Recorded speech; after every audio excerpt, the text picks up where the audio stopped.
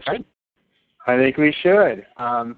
My computer decided right before this minute to reboot, but it's coming up right now. Okay. So we'll just go ahead. You go ahead. I know you're going to go first.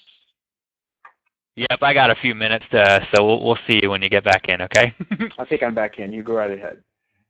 Okay, cool. Well, good afternoon, everyone, if you're on the East Coast, and good morning if you're on the West Coast or somewhere in between.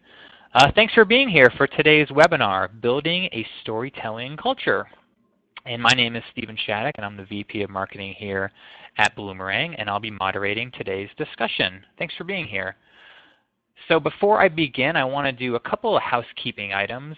First thing is I just want to let you know that we are recording this presentation, and I'll be sending out the recording a little later on this afternoon, as well as our slides from today. So if you have to leave early, or if you have to, or if you're thinking you want to share the presentation with a friend or a coworker, you'll be able to do that. You'll be able to relive all the content as much as you want. So just look for an email from me a little later on this afternoon.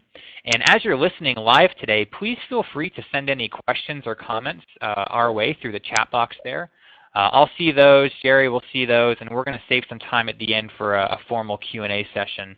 So don't be shy at all. We always like for people to chat in, even for people to talk to each other. That's always kind of fun to see.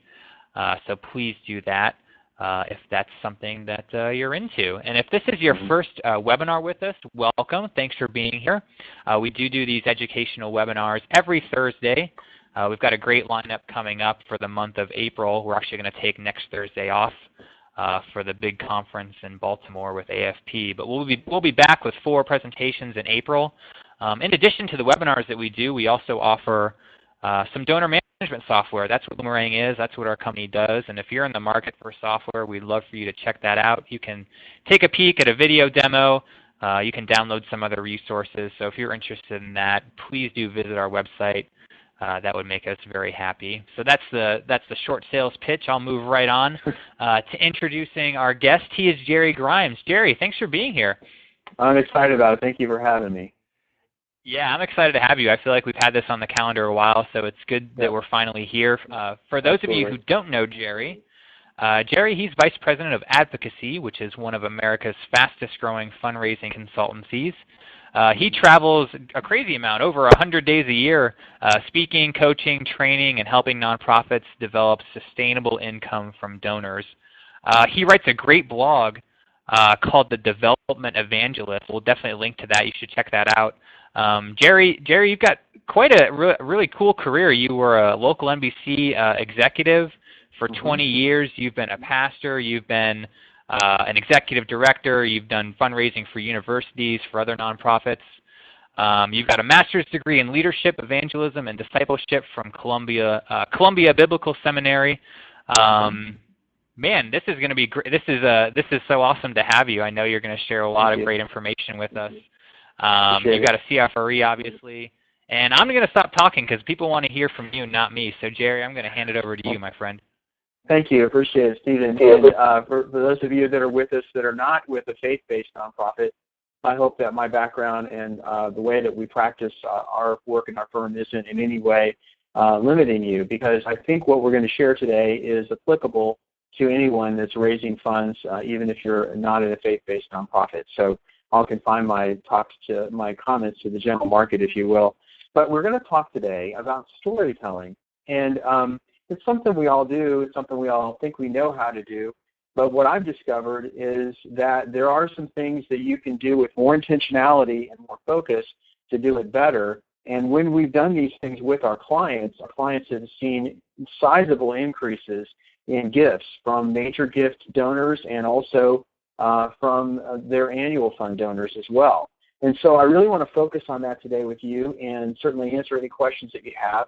Tell you a little bit about what we've learned and what we've applied in our work with our clients that seems to be working. And storytelling, it's one of those things, like I said, you know how to do it. You probably are already doing it. But the thing is, it's something we could all do a little bit better. And when it works, it really works, right? If you're sitting in front of a donor and you tell the right person the right story that connects with their heart and helps them better understand your mission, your vision, and what it is your organization does, there's just nothing better. It's better than sending them a year's worth of newsletters or having them take a tour or giving them some gift. It's the way to connect with our donors. And we're always writing these newsletters, and speaking of newsletters, and website articles and emails, and we need great content for those things. We need stories about people whose lives have been impacted by the work that we do, and they're hard to come by, aren't they? Don't you get tired when it's time to write another newsletter article or write a solicitation, going through all of your emails and your Facebook and trying to find somebody who had something nice to say about you, and then putting that into a paragraph and writing it? And sometimes you have missing details, right? You don't always know why that person or how is connected with you, or why they like you so much, or how it came to be that they were transformed in some cases by the work that you do. And there are just hangnails with a lot of those things. And what I want to teach today is the idea of building a storytelling culture. And that is an organization that defines stories as being so important that we treat them like money. And we're all involved, everybody from the volunteers to the front desk person, certainly the fundraising staff and the programming people, all the way up to the executive director or president of the organization. We're all involved in collecting and archiving these stories, and they're a shared resource for all of us. And we use stories inside a storytelling culture to advance our mission internally. Even on the programming side, the people that are doing the work that we are called to do, whatever that is, those folks are using storytelling to build each other up and to share and advance their work. So it's part of who we are. It's part of the fabric of who we are.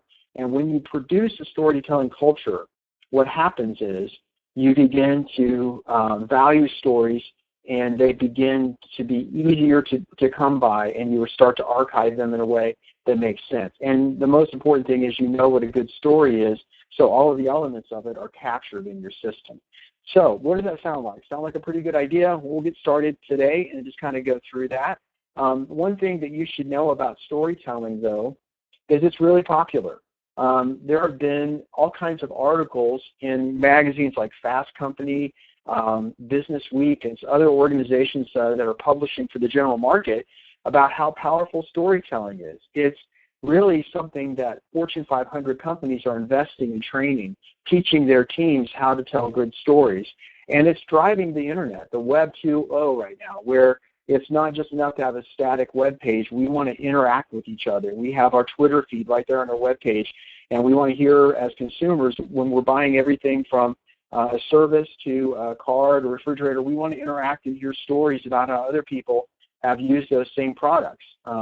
And we want to hear about that. So storytelling is driving marketing now, and it's so helpful in social media space. So that's why it's so important, especially for us in the nonprofit world.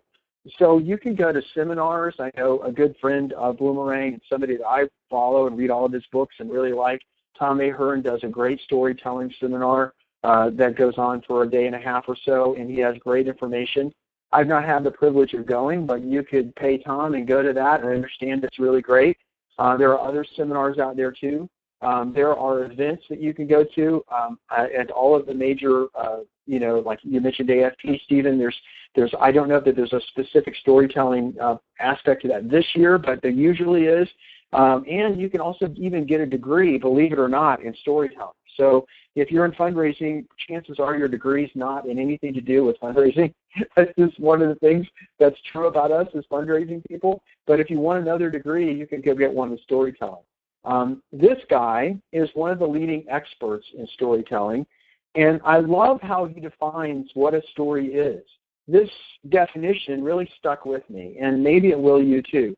He said stories are the creative conversion of life itself into a more powerful, clearer, more meaningful experience. They are the currency of human contact. The currency of human contact. It's stories, when you think about it, are how we relate to each other. What happened this morning when you came into the office?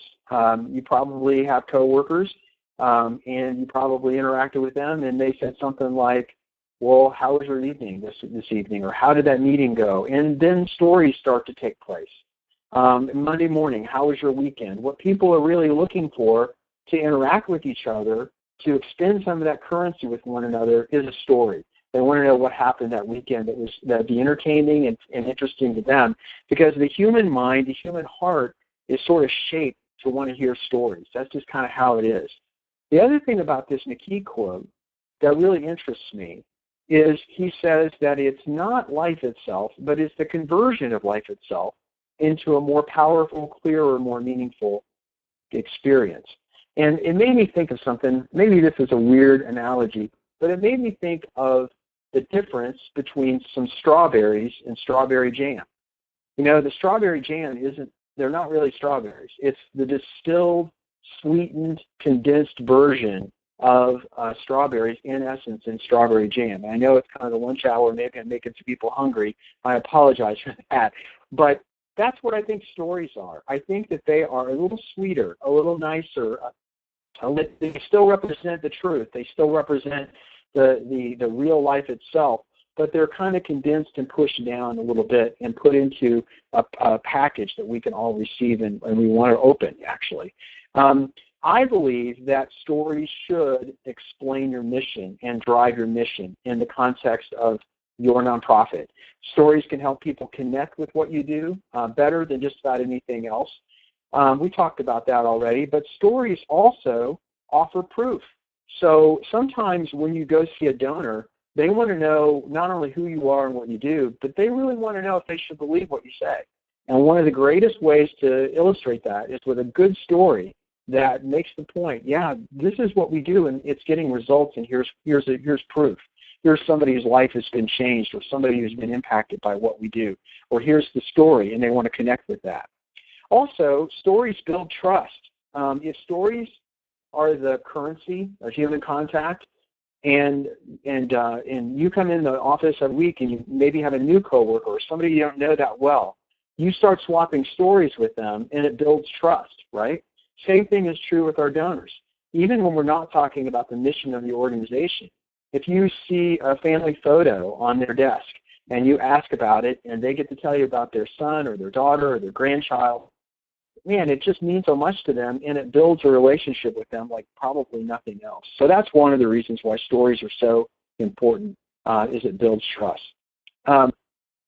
Taking a look here at some other things, we also want to talk about what a good story is. So this is probably where the rubber meets the road, and if you're going to take some notes today, maybe this is what you should write down.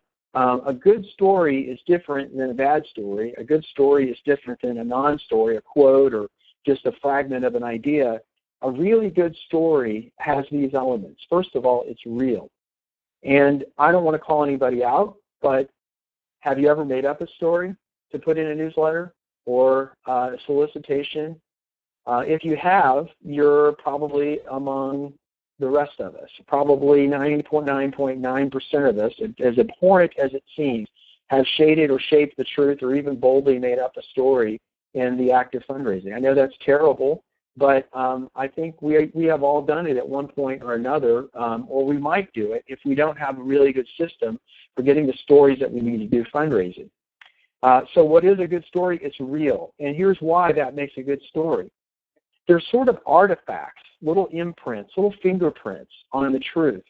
And when you hear a story that's made up, it doesn't have the same impact as a story that is truthful because of those things. We're just sort of wired to sniff out the truth, most of us are. And if we're paying any kind of attention at all, even if a made-up story sounds good, it really doesn't have the same punch, and we'll sniff it out in a matter of time.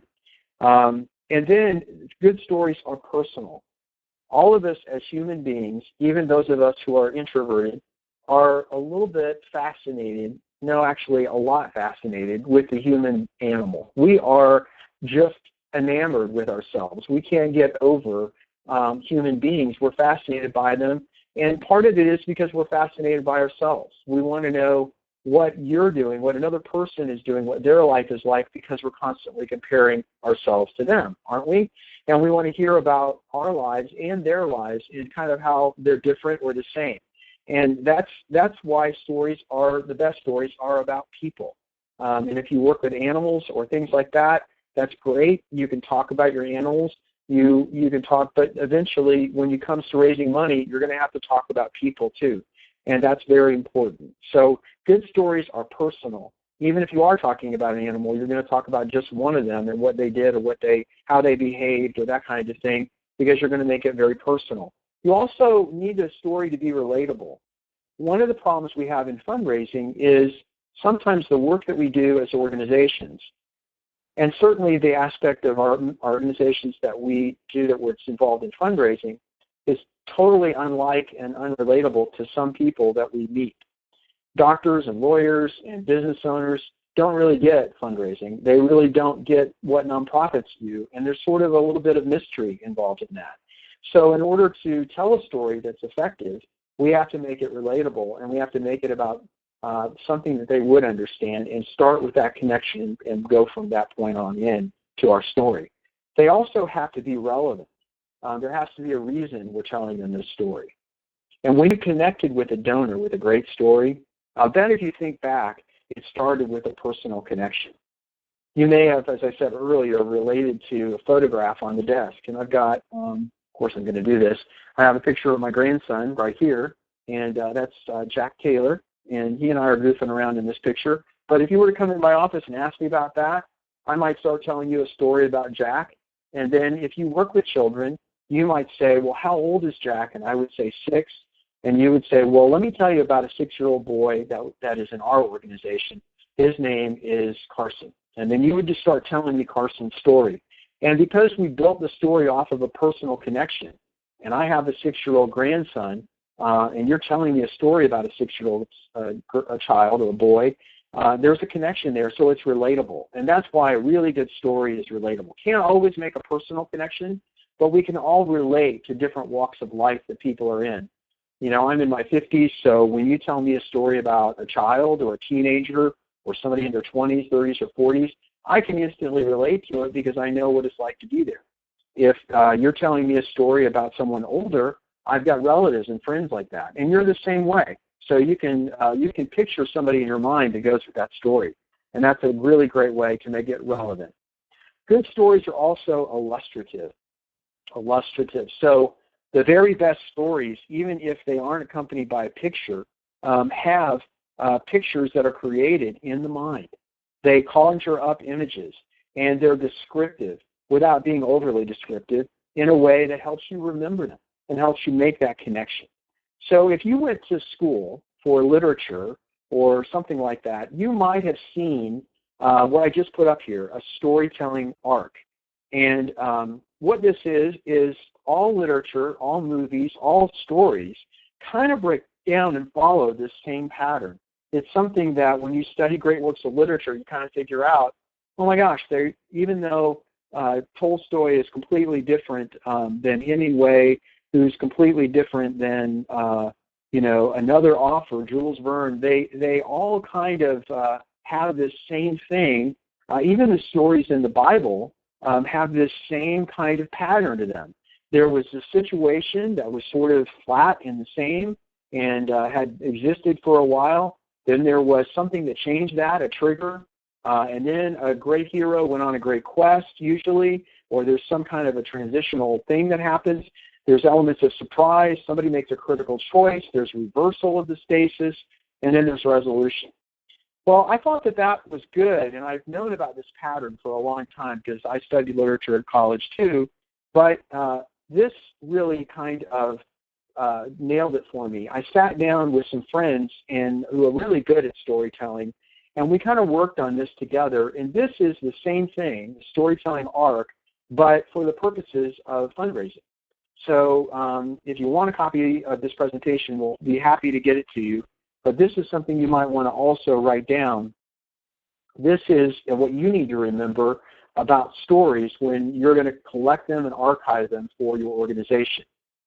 You need a great character, and you need to spend some time when you're interviewing people and hearing their story, asking questions about them personally so that that story can be personal and relatable, and you can build the character of the person you're telling the story about. And if you've ever taken a quote and you just try to put it into a fundraising context, like in a solicitation, and the quote wasn't all that great, if you knew something about the person, if you could describe them, it would have made the quote better. And that's why character is so important. So in the other arc, we had the word stasis.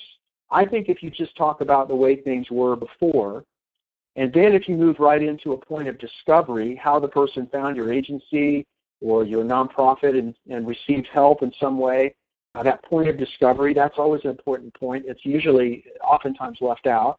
And now we describe the after and the now. So we're contrasting between the before and the now. And then, because it's fundraising, we make the connection between the story we're telling and the mission of our organization. And then we make invitation. And an invitation is simply an ask. And an ask doesn't always have to be money. Sometimes it could be, would you like to help more people like this? It could be money. Or could I send you more information about this, or something along those lines, but we make an ask. And that really is what the invitation is. So that's the simplified storytelling arc. And I hope that you will maybe look at using this as you build out your storytelling culture. So what I'd love for you to do is, before the session today, we sent you a PDF, and it's a storytelling form. And I'd love for you to print that out and take a story that has been floating around your nonprofit for a while and put it into this context. So you would have character, before, discovery, after, mission, and invitation. And all of those things are on the storytelling form that we sent you. If you didn't get one, you just let us know here, Stephen or myself, and we'll make sure you get one. And normally when I do this training for groups, and if you're interested, I'd love to come to your nonprofit and do this. I'm available for that kind of assignments. But if I come to your organization and do training like this, we have everybody. We have the executive director, the volunteers. We'd love to have board members there because good stories come from everywhere. And we actually pass out these storytelling forms and we write out a story. It takes about half an hour, maybe 20 minutes to half an hour to work that out. And then we go around the room and share select stories.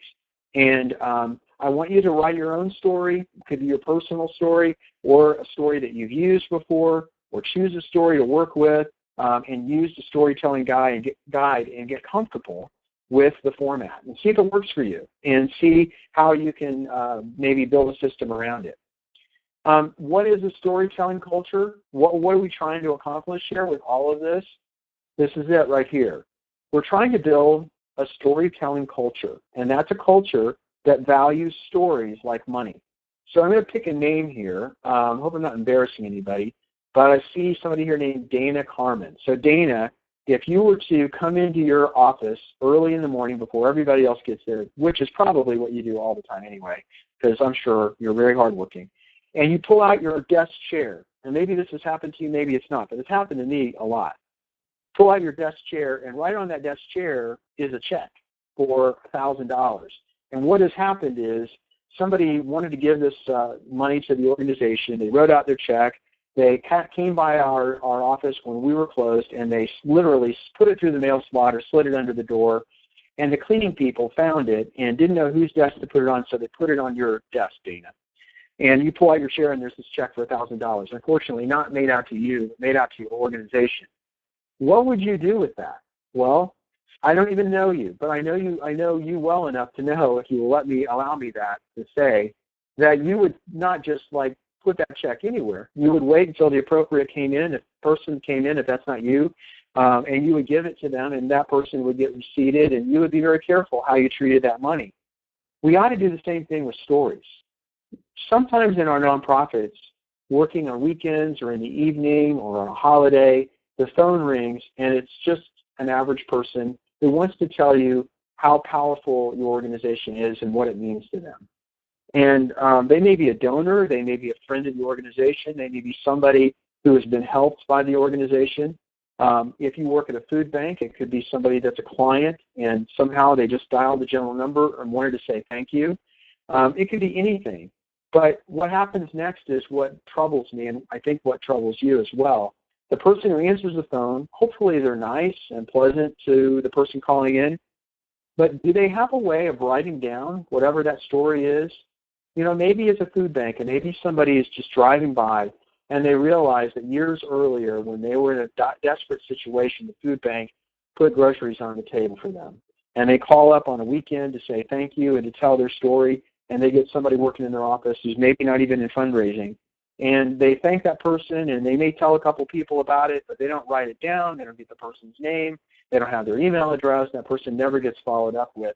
And that story is just lost, gone into the vapor. Happens a lot with a lot of broadcasters that I work with. I work with a lot of nonprofit broadcasters, and they have listeners calling them on a regular basis to talk about how powerful the impact of the programming is on themselves. And the weekend part-time people, they are so glad to get those calls sometimes, but they don't know what to do with them, and they just get lost. That's what we want to stop. We want our culture to value stories like money.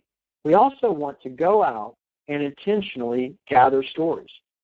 Do you interview your clients, the people that you're helping? Do you interview your volunteers? Do you interview your board members? Do you interview your staff? Why are they involved? How did they get involved? Do you ever do donor surveys or send them a storytelling card or form or something to collect these things? Do you ask for stories at events? All of those kinds of things. How do you gather stories intentionally? Most of us feel like that we're so busy doing the work that we're doing that we don't have time to gather stories. And there's probably some truth to that. If you want somebody to testify to your board or to your executive director that you're overworked as a development staff, sign me up for the job. I'm happy to do that. I've hardly ever seen a development staff that was up to as far as having enough people, had enough, and didn't have enough resources. That we're expected to make bricks out of straw, without straw sometimes, and I get that. But I also believe that if we train everybody in the organization, as I'm advocating, from the top to the bottom, the volunteers, the front desk, everybody, and we make them all aware of these stories, the value of stories, and we're treating them like money, and we're intentionally gathering stories when we go out and talk to people, we can wove it into the warp and woof of who we are and what we do, and we can find that storytelling and gathering and inputting really doesn't take any more time than we think it does. It just is a matter of thinking about it, working a little smarter, not so hard, I guess. We also could set up systems to collect and archive these stories to make it easier. And if the examples that I gave, the person working on the weekend knew, oh, this is a story, I need to go and fill out a form on this so the data gets captured and shared with the right person, then that would make so much easier. But we don't have those systems a lot of times in our nonprofit. Also, going back to what I said earlier, if we share stories as part of training, and it's not just a fundraising department area, not just development or advancement or fundraising, whatever you call yourselves in your department, it's not just you, but it's also people that are working with clients, serving people in the program of whatever it is that you do. If we all value stories and we're using them to train each other, and it's part of who we are, it's part of our culture, and every now and then we stop down and tell great stories, man, that's powerful, and it really helps build that storytelling culture. We can certainly use our stories in fundraising, but we can also use them in our marketing. And if any of you are marketing people out there and you're working on Twitter and Facebook and Instagram and the brand new one, Meerkat, then you're going to need stories for that. You also need to use stories to train your team. Thinking about bringing a new person in. How do you grow their heart? How do you grow their passion for the work that they're going to be doing? If you had a collection of great stories, you might be able to do that. You could also train your team to understand the storytelling art and what makes a great story so they become an advocate, a change agent inside your organization to help you collect more stories.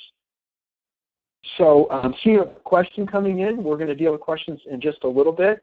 But if you've got a question, don't forget to go to the lower left side of your screen and just message that to us in the message box, and we'll collect those questions and ask them at the end, and we're not going to be much further along, just a few more slides here. So go ahead and get your questions in. So this is what a storytelling culture looks like. You definitely have a system to gather the stories. That's whether or not the stories are going to be gathered, a place to put them, in other words, like they sort of happen, the phone call coming in, or people working with patients or clients or whoever the people are that you're serving. They have a form to put them on, a place to put them, and so they're being gathered. But there's also intentionality. We're also figuring out where our good stories come from, and we're going out and we're finding those connections and writing those stories down and researching them, putting them together. So then there has to be a process of refinement. So not everything you get is going to be great, okay? So the volunteer working weekend person working might get that phone call we talked about. They may fill out the form, and then it's just not that great. You know, so-and-so just wanted to say thank you, and that was about the end of it, and there's not much to it. But some of the stories you're going to get are really good, and they're going to need to be refined. They're going to need to be a person called back and get a little more information. Maybe we want to take a picture of this person. One development office I worked in my career, there's a national ministry actually based in Colorado Springs. We really latched onto this, and we found some really great stories that we thought were exemplary of who we are and what we do. And so we took pictures of some of these folks with their permission, and I see some questions coming in about this. I'm going to answer those in a minute. Took pictures of these folks. We even shot video in a couple of cases, and we created art that goes in our wall where we had the framed letter, the person's picture, and then the material facts of the story kind of printed up. And we put it all in this area where we would sometimes welcome donors to come visit us. And that was great. I mean, it's a great way to do that. So the refinement process can take lots of different shapes, but it's winnowing out the wheat from the chaff. It's the stories that really are going to stick and really finding the right ones that we want. There needs to be a common archiving system. So in our company, we have a V drive. I really don't know what V stands for or why it's called the V drive, but you know, you have the K drive or the J drive, whatever shared drive you have. If you don't have a drive, you can use Dropbox and get everybody to it, and this is the place where you put all your stories. You can begin to sort them out by type of story. You know, these are the ones about hunger, these are the ones about homelessness, these are the ones about what we do, that kind of thing. And then, of course, you have to have a culture that shares stories. So what can you do to get the programming people to make this a mode of their training? What can you do every time you're all together in a staff meeting? Could you start with a story? Could you end with a story? These are some things that create value. If you gather stories, refine them, archive them, and share them, you will value stories, and that's what we're talking about with a storytelling culture. Where do your stories come from? Since I don't know your organization particularly, this is sort of a general slide here. When I come on site and do trainings like this, we actually try to figure this stuff out. This is kind of an overview for the average nonprofit. They can come from staff, volunteers, clients. There may be other sources of stories, could be board members, could be friends of the organization, could be community members, any of those kinds of things. So that's kind of a look at where the stories come from. It's really important to know that because then you can map out how you're gathering those stories and you can be intentional about doing it. I highly recommend that one of the action steps after being a part of this seminar, or if I come to your area and do some training, is to have storytelling circles. And all these is at the end of the meeting or before a meeting, you just get a group of people in a story, and a circle rather, and you ask them to share stories about how the work is going. Individual stories. This is really great if you are in the social service sector and you work with individual clients, if you were in healthcare and you work with patients, doctors, nurses, healthcare workers, social workers, all those people that come in contact with people need to actually, not just want to, but need to process and need to share stories. And some of those stories could emerge into the kinds of stories that you could use for fundraising. Some not, okay? I understand that. But the practice of storytelling is part of valuing stories. So here are some ways you could gather stories. You can mail out or hand out forms to clients, to people like that. You could certainly have a web version. You could create a phone line, and it's so easy. If you don't have Google Voice, I urge you to sign up for it, if only for the entertainment value. Here's what I mean by that. Google Voice is a free service of Google, part of Gmail, and you can forward your phone to it, and it can be like your voicemail. And it will answer the phone, and people can leave messages just like voicemail. But the one thing that it does that's different is it attempts very gallantly to transcribe all of your voicemail into an email and then send it to you. And it is hysterical to read what Google thinks somebody said that had nothing to do with what they actually said. So that's what I mean by entertainment value. But here's how it would work for you as a storytelling line. You would get a local Google Voice number, and again, it's free, and you would put it on your website, and you would say, hey, if you have a story, you can call this phone line 24/7 and leave your story. Then you just change the outgoing message to be, we're interested in your story. Please take 40, 50 seconds. Make sure you leave your name, email, that kind of thing. Set up the outgoing message so that you can follow up with the person, and boom, you have a storytelling phone line, and it didn't cost you anything. And then when messages are left on it, you can listen to them, of course, but you can also kind of read through and see if there's anything that you should follow up on. And you have the text, and sometimes it's pretty funny when it gets it wrong, but sometimes it gets it right, and it helps you work a little faster and smarter with your voicemail. You can certainly brainstorm for great stories. If you've been around a long time, get some of the people that have been part of your organization that know the history, and try to build a list of the greatest stories of all time, the greatest things that have ever been done in your organization, to try to document those. You could even hire an intern to do that kind of research. You could ask every client in recovery organizations. I work with some folks that work with people who've been through addictions, and storytelling was already part of the 12-step model, but they are having their clients, as part of their treatment modality, write out their stories in first person, and they're showing them the storytelling art and having them touch all of those things, and then the development folks get to use them anonymously. So that's a little bit about that. Let me try to catch up with the slides here. A couple more points, actually one more point, and we're going to be done. So these are the final steps. These are some things, not the final steps, the action steps of what you need to do to build a storytelling. First thing is to train your team. Train your team. So whether you want me to come in or you want to take these slides and use them yourself, sit down, tell them a story, a good story it is, help them understand the storytelling arc, build an archive system, and make sure everybody's aware of it, and try to build sort of a general awareness of the value of storytelling inside your organization. Do you know what a maven is? It's not a word that you see everywhere, but a maven is sort of that point person that collects everything, sort of that one go-to person. Maybe you need a storytelling maven or story maven who can create this. They can maintain the system. They can collect stories. They're the person, the go-to person on your team for that.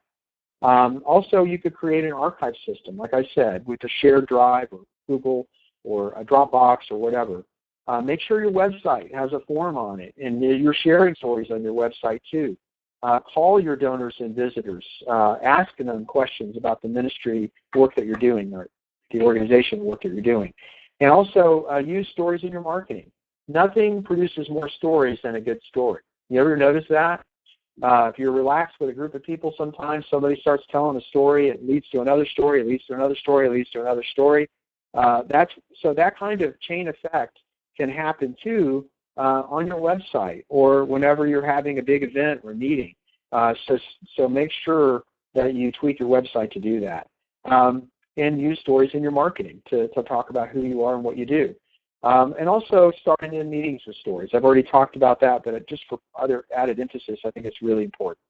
So at this point, Stephen, if you want to help us through some of these questions, we'll get going here with those. Yeah, let's do it. Jerry, that was awesome. Thanks for sharing all that info with us. Really enjoyed the presentation. Love the workflows and the examples, and I think you got some people thinking about their own efforts, because there's a few questions in here, and I would definitely recommend, if you were maybe a little bit shy, if there's something on your mind, please do ask away. We've probably got about maybe 12 minutes or so for questions. Don't want to keep people too long, especially if you haven't eaten lunch yet. But Jerry, I'm just going to go down the list here. Sure. First question is from Tracy, and this is a question I see a lot within the topic of storytelling.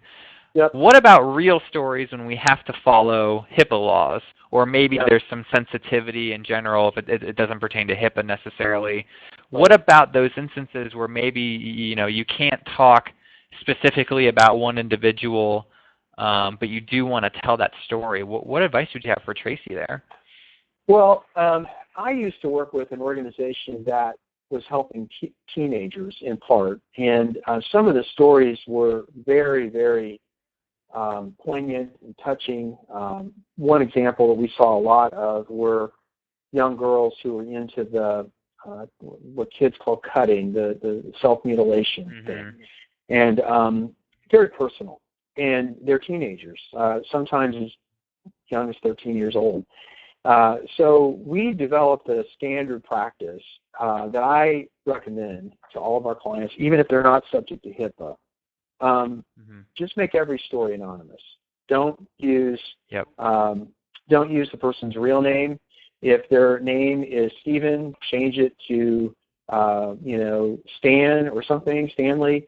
Just completely change every single name. Don't use it. And even if you're working with kids, be careful about photographs because there's perverts everywhere.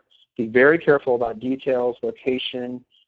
Change all of those or leave them out if you need to without ruining the character of the story. I have never worked in a healthcare agency, so I only know about HIPAA as a consumer. And I do know that I have to sign a release form so that one doctor can talk to another and see my records. So I would assume that there's got to be a release form that would allow you to anonymously share a patient's story. I would think. Right. And if there's not, maybe we need to get with our attorneys and work on something like that. I think a lot of times people are so afraid of these things that they don't even try them. And I honestly think it's worth the trying, the risk, if you will. And I know that sounds a little, cagey, but I definitely think I would try to change the name and change some of the details and still use the story if that person is giving me permission. And if you really want backup and so on and so forth, get a form filled out. It might limit you, if you're in that context, of getting a picture.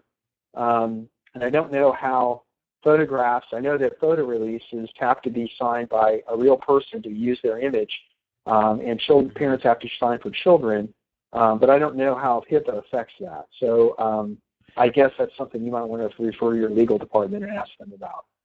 Yeah.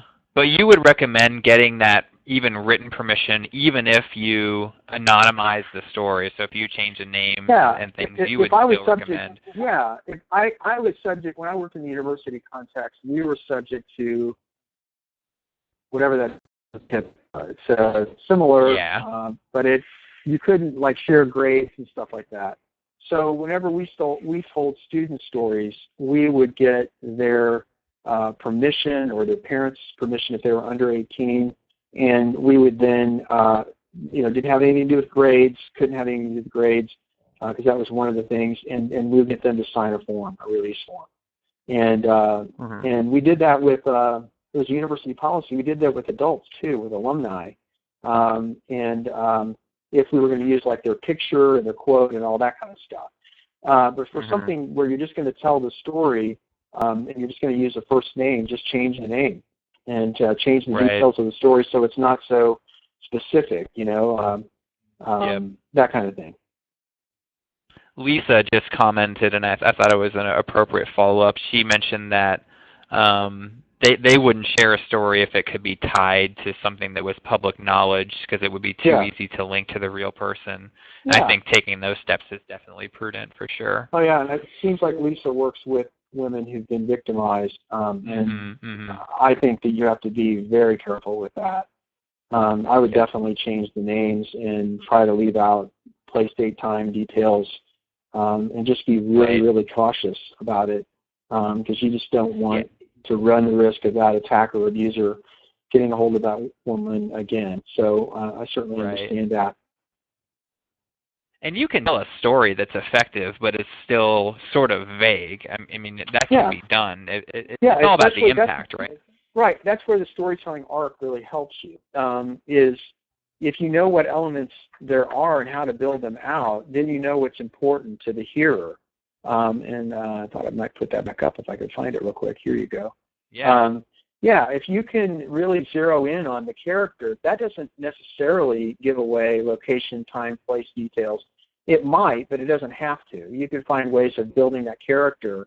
You wouldn't even have to give their age. You could change the name and say, Joan is a woman in her 40s who, loves running and hiking and backpacking or something. And instantly we've all figured out, well, we have somebody in our mind that looks like Joan, and that's all that building character really is. And so this is where having the essential elements of the story written down and knowing what you're going after helps you, especially in this permission context. Mm-hmm. I love it. Great. We've got one from Richard. Yeah, go ahead. Oh, go ahead. Mm-hmm. Well, I saw one here that I wanted to answer before we get too far into this, because I think it's a great question. Mario is asking, will you share a short story that includes all the elements mentioned? Do you care if I do that real quick? Okay, go for it. I want to hear it. Because I'm a faith-based guy and I'm from the Christian perspective, this is a story about that. And if you're, maybe from another faith or you don't have a faith, I don't want this to in any way offend you. But this is endemic of who we are in the faith-based culture. I work for a ministry called Way FM, and some of you may have Way FM radio stations in your markets. They have about 100 stations around the country. And one of my favorite stories that I retold to the president and the vice president 2 weeks ago, and they forgot about the story, and they love it too, is about a lady that I'll call Kelly.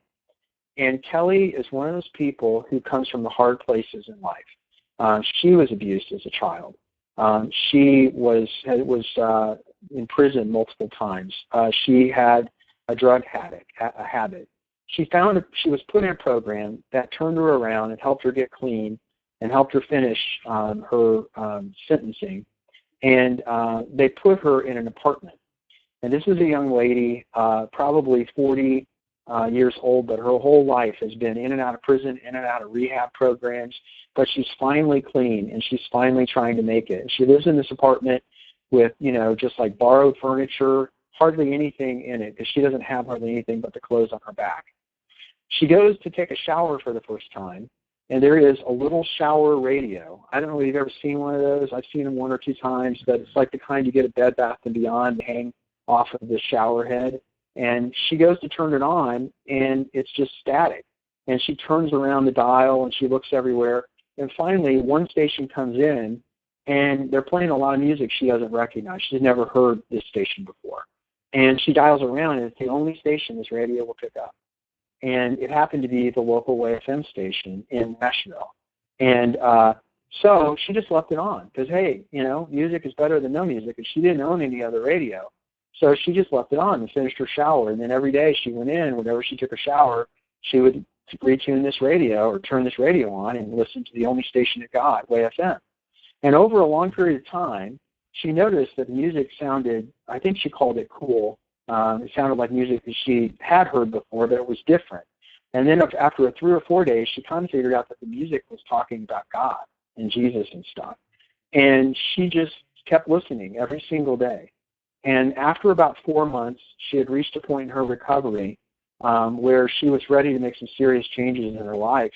And we as Christians believe that God used that local radio station, Way FM, to speak into Kelly's life. And she was able to hear about God's love for her, how much, despite her past, he cared about her, and he wanted to make a difference in her life. And so right there in her shower, she prayed and had, we would call it, she accepted Christ. You might know it as a religious conversion or whatever term you want to put with that. But she actually became a believer in Christ, and it radically changed her life. And the last time I heard about Kelly, she was working in sort of a halfway house for women and was on staff and was doing really well. But that's her story. And so we look at the storytelling arc, and who do we have? Who do we have as a character? We have Kelly. And who was she? She was this person who'd been through all these things. And for the sake of brevity, I didn't tell it with a lot of detail, although I could. We talked about Kelly's life before. We talked about her point of discovery. What was her point of discovery, Stephen? I guess the shower, right? Yeah, finding the radio station on the shower. And how weird was it? It's the only one she could get. Right. It's pretty interesting. And then we talk about what her life is like now. She's helping other people to serve. She's, she's full of joy. She has peace in her life, all of those kinds of things. And then we would connect that back to the ministry of Way FM, which is a Christian radio network. We share the gospel with people. We want to encourage people to know that God is love and that he cares about human beings and he wants a relationship with them. So and if you'd like to help more people like Kelly, if you'd like to have more people hearing this kind of message on the radio, then why don't you support WayFM so we can build more stations and make that happen? So that is Mario. That is exactly how you would do it. Wouldn't necessarily be a Christian thing. This could work really well for the School of Law, University of South Carolina, where I used to work. You just find a story and make sure it had those elements in it and put it in that format. And it works almost every time. So you use the word brevity, which kind of ties into Richard's question. He's wondering how long should the story be. So if you follow this formula, does it have to take up 2 pages? Can you do it in a tweet? Can you do it in a Facebook post? Can you do it in an email? Or do you need to do a whole letter about it? Does it work on shortness? Can you condense things and still be effective? What's your thought on length? In a perfect world, you only tell the story, as much of the story, and it's only as long as the hearer, the listener, wants to hear. There's no way to know that in every context. But I mean, that's what you're going for. I would say err on the side of brevity. If you can get the character development, the stasis, the idea before the point of discovery, the transition connected to your mission, all in 3 or 4 paragraphs, 5 paragraphs, I would do that. I think a practiced person can do it in 1 paragraph if they're very effective at it. And I think that you want to err on the side of brevity. But if you're telling a story at a banquet, if I were to tell Kelly's story at a banquet, I would probably tell it a much longer version than I just shared with you, because I would want to add color, and I would want to build the relationship with the audience and try to make it relatable to them and all of those kinds of things. So I think 2 rules come away from this: err on the side of brevity, and the second rule is try to tailor the format of the story, the length of the story, to the context of who you're talking to and what you're doing, and do that as best you can. So you mentioned something as you were telling the other story, the call to action, for maybe lack of a better word. You get done telling the story. It's the invitation, right? What advice do you have for crafting that invitation? Because I think I see a lot of nonprofits do an awesome job of the story, and then that's it, and they kind of leave people hanging, and there's no invitation. Any advice for crafting that? That seems almost like maybe the most important part, if I could be bold in saying that. It is. You're right. We call it invitation because we work in the faith-based context, and that's a buzzword for us. You definitely could call it the call to action. That's the same thing.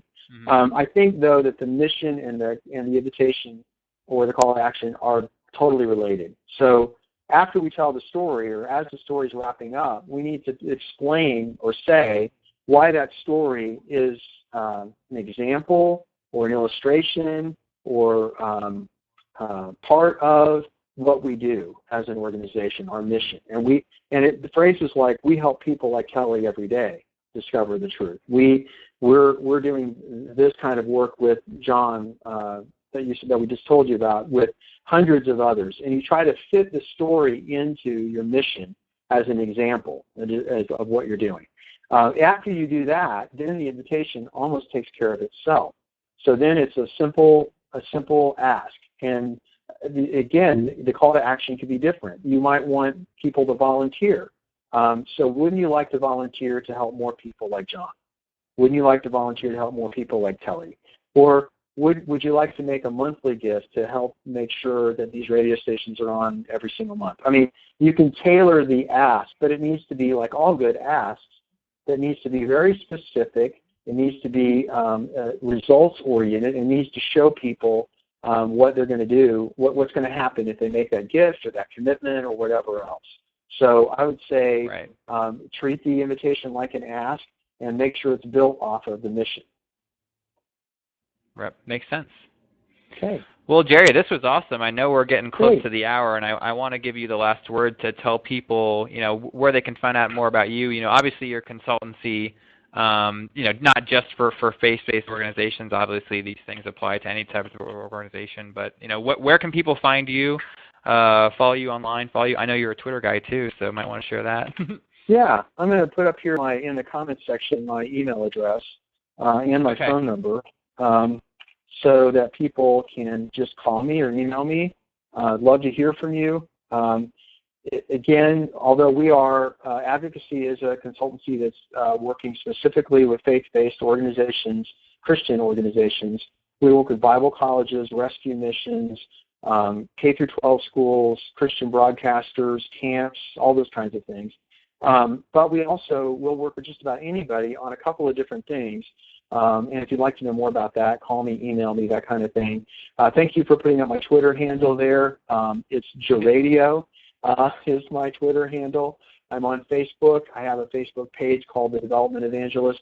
That's also the title of my blog, which is at advocacy.com. And I learn a lot by interacting with people that are doing the work of development. So if you just have a question, if you have a comment, even if you didn't care for something I said today, I hope you'll talk to me because, you can learn from just about anybody, I believe. So I'd love to hear from you. Well, this was awesome. Thanks so much for hanging out with us for an hour, and thanks to all of you for taking an hour out of your day. I know everyone's busy, and it can be a lot to sit in front of a webinar. We'd love to see you again. We do these every Thursday. I'm going to be updating the schedule for April. We've got some really cool guests and topics coming up. In addition to that, we've got a daily blog post on our Bloomerang blog every day, every business day, I should say, something educational. Got some downloadables. We've got my video podcast, Bloomerang TV. Jerry, we got to have you on that. Now that I think of that, I might set that up. That'd be great. I'd love to. And then the nonprofit wrap-up, my newsletter. We'd love for you to sign up for that. You can look at that on our resources page. We'd love to see you again. Thanks for being here. I'll be sending out the recording a little later on this afternoon, so look for an email from me. Sylvia, the Twitter is at JERadio for Jerry, so send him a tweet. He'd love to see that as well. And we'll include all of Jerry's contact info in that email. So we'll call it a day there. Thanks for hanging out. Have a good weekend, and we'd love to see you in a couple Thursdays from now. So take care now, everyone. Bye now.